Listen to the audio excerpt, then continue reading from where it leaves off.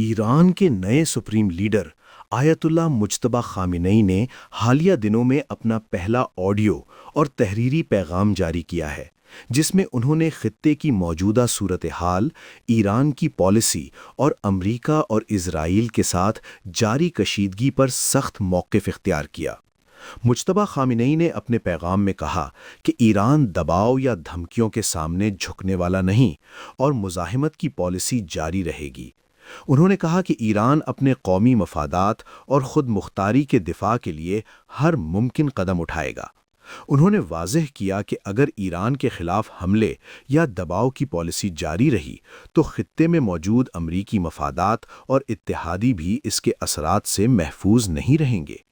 پیغام میں انہوں نے کہا کہ ایران اپنے شہداء کے خون کو رائیگاں نہیں جانے دے گا اور جو قوتیں ایران کے خلاف کارروائیوں میں شامل ہیں انہیں جواب دیا جائے گا۔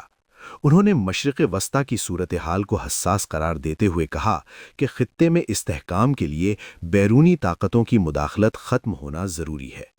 ایران میں قیادت کی تبدیلی کے بعد یہ پہلا بڑا پیغام سمجھا جا رہا ہے۔ تجزیہ کاروں کے مطابق اس بیان کا مقصد ایران کے اندر سیاسی استحکام کا پیغام دینا اور بیرونی دنیا کو ایران کے موقف سے آگاہ کرنا ہے۔ آیت اللہ مجتبی خامنئی کے اس پہلے پیغام سے واضح ہوتا ہے کہ ایران اپنی موجودہ پالیسی یعنی مزاحمت اور خطے میں اثر و رسوخ برقرار رکھنے کی حکمت عملی کو جاری رکھنا چاہتا ہے۔ آپ دیکھ رہے ہیں 49 نیوز ڈیجیٹل، تازہ ترین خبریں درست معلومات کے ساتھ۔